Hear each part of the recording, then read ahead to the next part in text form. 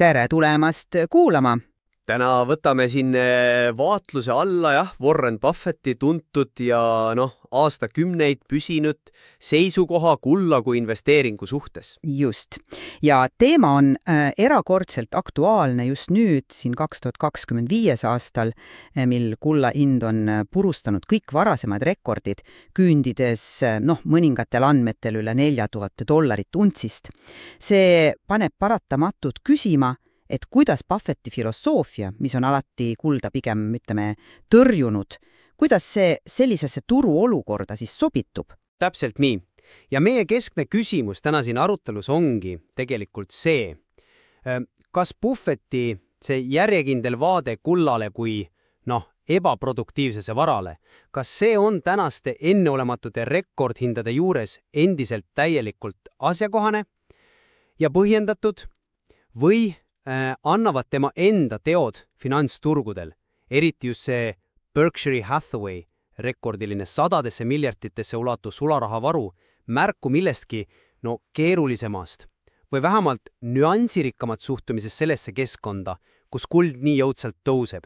Mina asun täna kaitsma Buffetti klassikalist fundamentaalset seisukohta. Kuld on ja jääb ebaproduktiivseks varaks, mille pikaajaline tootlus lihtsalt ei suuda võistelda heade tootlike äridega.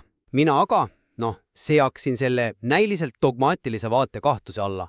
Ma väidan, et 2025. aasta erakordne turukontekst ja Buffetti enda käitumine nõuavad, paindlikumat tõlgendust tema filosoofiale. Olgu.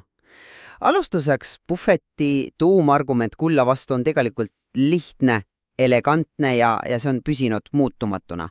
Kuld on ebaproduktiivne. See tähendab, et kuld ise, see kollane metallikkang, see ei tooda mitte midagi.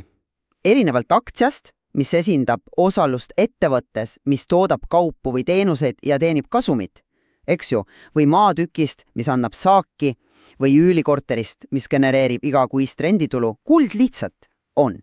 Selle väärtus ei kasva iseenesest. Buffetti sõnul sõltub kulla hind peamiselt psühholoogiast. Usust, et keegi teine tulevikus on nõus selle eest veel rohkem maksma. See on see tuntud suurema lolli teooria. Ta on isegi irooniliselt öelnud, et kui võtta kogu maailma kuld kokku, saaks sellest suure kuubi, mis mahuks napilt tenniseväljakule ja selle väärtus oleks triljoneid dollareid. Sama raha eest saaks osta kogu USA põllumaa pluss veel mitu Exxon Mobilit ja jääks veel $1 triljon ülegi. Kumba te eelistaksite? Ja ajalugu kinnitab seda vaadet, pikaajaliselt on tootlikesse varadesse, nagu laiapõhjaline S&P 500 aktsiaindeks, investeerimine pakkunud oluliselt paremat tootlust kui kulla hoidmine. See praegune 2025. aasta rekordiline kullaralli ja see eufooria, mis sellega kaasneb, see on Buffetti loogika järgi pigem ohumärk. See peegeldab turul valitsevat hirmu ja ahnust, täpselt seda, millest on hoiatanud. Tema kuulus ütlus karda, kui teised on ahned ja ole ahne, kui teised kardavad, on siin vägagi kohane. Ja mis puudutab seda Berkshire Hathaway rekordilist sularaha positsiooni, see ei ole mingi kaudne kompliment kullale. Vastupidi, see on märk Buffetti distsipliinist. Ta näeb, et aktsiad on kõrgel hinnatud, häid ostuvõimalusi napib ja seega ta hoiab, püssirohtu kuivana, ootates kannatlikult paremaid aegu, et investeerida just nimelt tootlikesse varadesse, mitte ebaproduktiivsesse kulda. Ja, ma tulen nüüd selle teise vaatenurgaga. Nõustun täielikult, et Buffetti aluspõhimõtte eelista tootlikke varasid on loogiline ja ajalooliselt end igati tõestanud. Kuid ma arvan, et 2025. aasta kontekst on niivõrd erakordse, et see nõuab värsket pilku. Kulla hindi üle $4000 untsist ei ole lihtsalt mingi väike kõikumine, see on ikka päris märkimisväärne nihe. Kas see lihtne silt ebaproduktiivne on tõesti piisav, et kirjeldada vara, mille väärtus on sellistes kõrgustes ajal, mil globaalne ebakindlus on käega katsutav? Ma ei ole selles päris veendunud.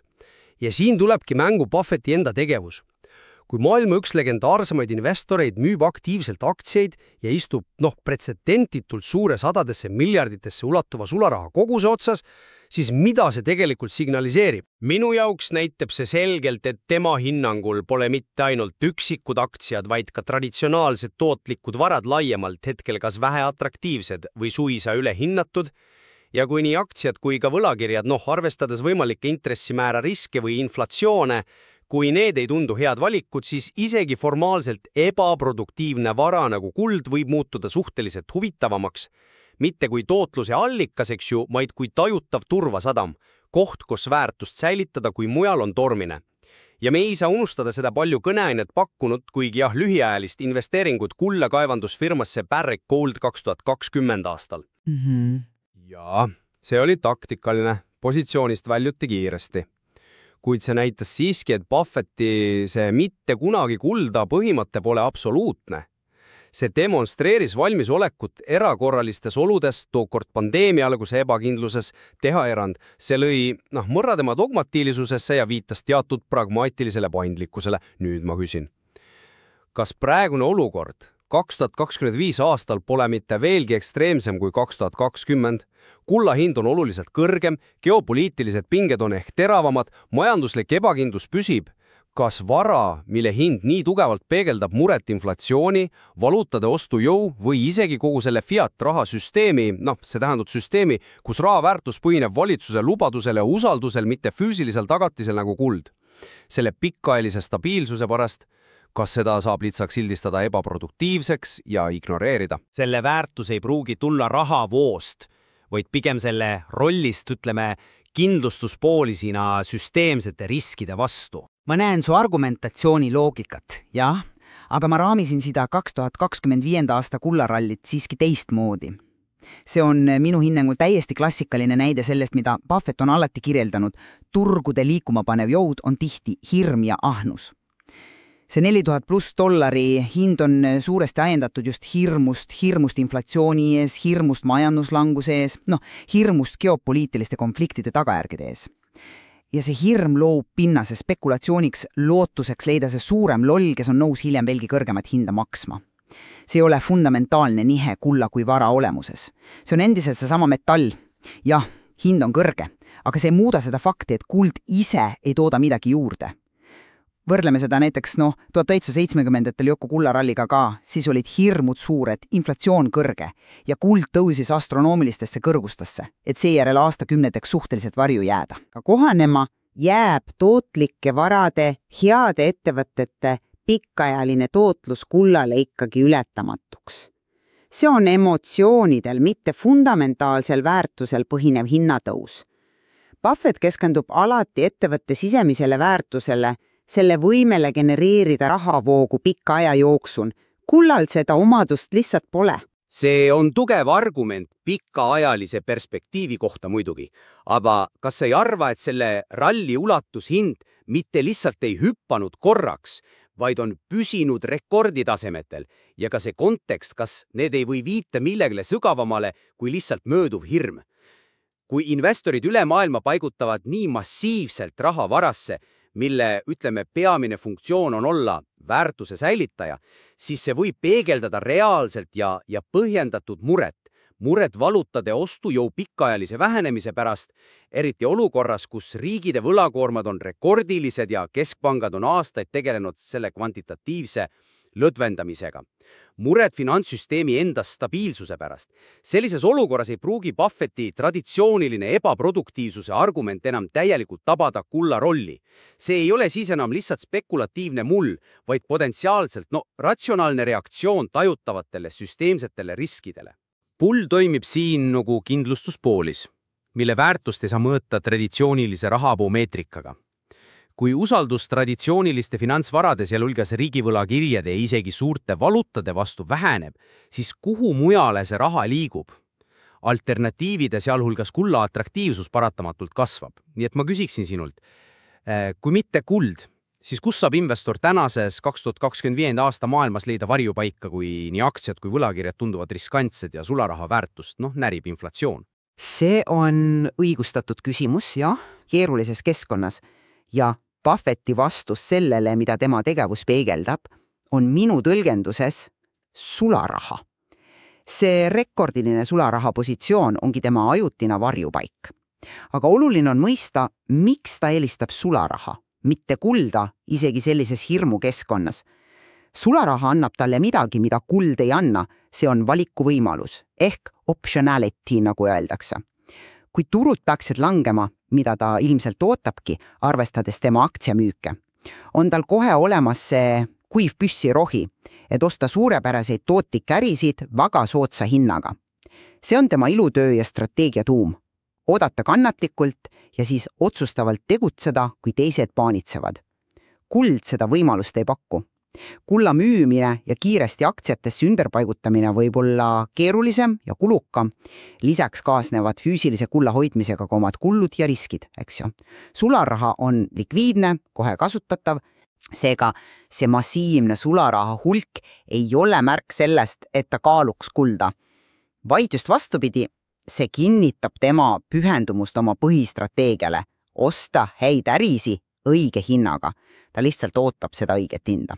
See on puhas Buffetti distsipliin ja kannatlikkus, mida oleme näinud ka varasemates turutsüklites, näiteks enne 2008. aasta finantskriisi.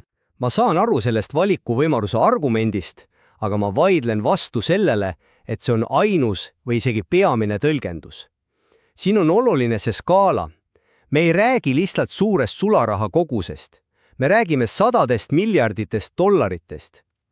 Kas sellise ennenäemaku hulka hoidmine sularahas, mis tegelikult inflatsiooni tingimustes pidevalt väärtust kaotab, on tõesti ainult märk ootamisest, et osta aktsiaid natuke odavamalt?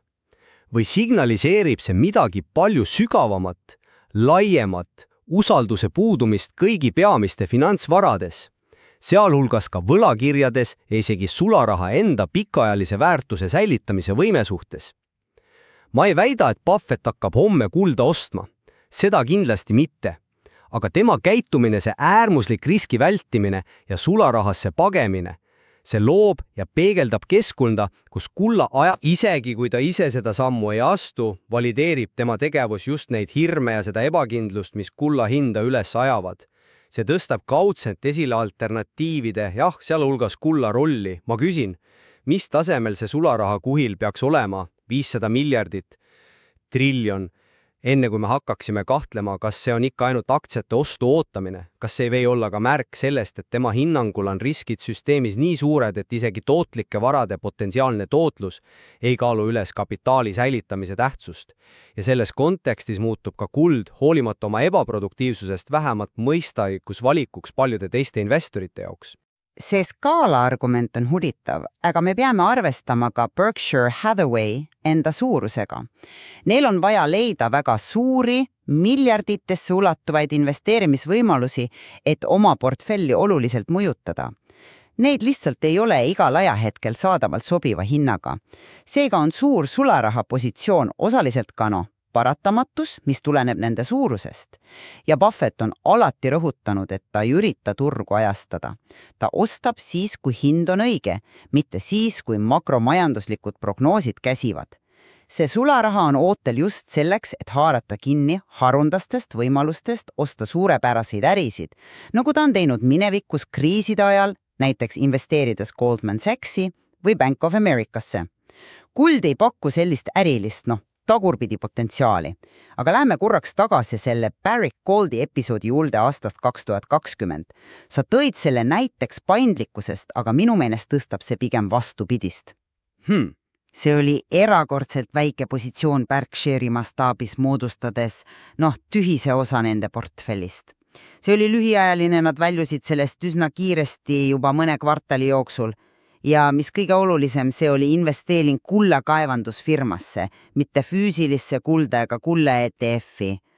Buffett võis näha spetsiifilist väärtust Barricki äritegevuses, juhtkonnas või bilansis, mis oli seotud tolle hetke turutingumustega, mitte niivõrd panusena kullahinna enda pikaajalisele tuusule. See kiire väljumine pigem kinnitab, et tegu oli taktilise lükkega, mitte strateegilise muutuse tema filosoofias. See oli erand, mis kinnitab reeglit. Tema põhimõtteline vastumeelsus kulla kui ebaproduktiivse vara suhtes jäi püsima. Ma olen rõhus, et seda saab nii lihtsalt maha kanda, kui erandit, mis kinnitab reeglit. Isegi kui see oli taktiline, lühiajaline ja kaevandusfirma kaudu tehtud, see näitas, et Buffetti mitte kunagi ei ole absoluutne. See tõestas, et piisavalt erakordsed olud ja 2020. aasta pandeemia algus oli kahtlemata erakordne, võivad õigustada samme, mis lähevad vastuolu pikaajaliste põhimõtetega. See näitas pragmaatilisust dogma ees. Nüüd, kui me vaatame 2025 aastat, veelgi kõrgem kulla hind, võib-olla isegi sügavam majanduslik ja geopoliitiline ebakindlus ja see rekordiline sularaha positsioon, mis näitab tema enda äärmist ettevaatlikkust, siis kas poleks loogiline järeldada, et sarnane paindlikkus võiks olla taas päevakorral või vähemalt mõeldav? Barrick Goldi episood avas ukse, nüansseeritumale tõlgendusele. Seda varjupaika või maandamisvõimalusi kohtadest, mida ta tavaliselt väldiks. See seab tema jäiga ebaproduktiivsuse argumenti vähemalt küsimärgi alla praeguses veelgi ekstreemsemas keskkonnas. Kas see oli ühekordne anomaalia või mark kohanemisvõimest? Ma arvan, et see küsimus jääb õhku. Kokkuvõtvalt ma jään kindlaks seisukohale, et Warren Buffetti põhisõnum kulla kohta on endiselt kehtiv ja ajaproovile vastu pidanud. Kuld on vara, mis ei genereeri sisemist väärtust ega rahavoogu, selle hind sõltub suuresti turu meeleoludes hirmust ja ahnusest ning pikaajaliselt ei suuda konkureerida tootlike ettevõtetesse investeerimise tootlusega.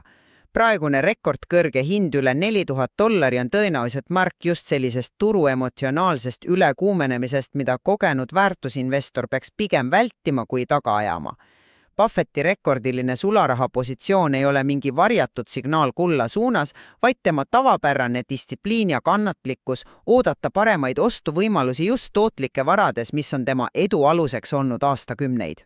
Mina aga leian, et kuigi Buffetti alusfilosoofia on selge ja ajalooliselt põhjendatud, muutab 2025 aasta see erakordse turukeskkond pildi oluliselt keerulisemaks. Kullahind üle $4000 ja Buffetti enda ennenäematu eemaldumine aktsiaturgudelt selle massiivse sularaha kuhja kasuks loovad konteksti, kus lihtne ebaproduktiivsuse silt ei pruugi enam täielikult haarata kulla rolli ja tähendust praeguses globaalses ebakindluses. See võib olla midagi emamat kui lihtsalt spekulatiivne mull. See võib olla signaal sügavamatest süsteemsetest muredest. Buffetti enda tegevus, isegi kui see ei hõlma otsest kulla ostmist, peegeldab siiski seda keskkonda, kus kulla kui alternatiivse väärtuse säilitaja ja kindlustuspoolitse atraktiivsus võib vähemalt suhteliselt kasvada, isegi kui ta ise seda oma sõnades ei tunnista. Nagu tänasest arutelust ilmnes, on Warren Buffetti kullavaate tõlgendamiseks praeguses 2025. aasta rekordhindade ja suure ebakindluse kontekstis mitmeid tugevaid argumente mõlemal poolel.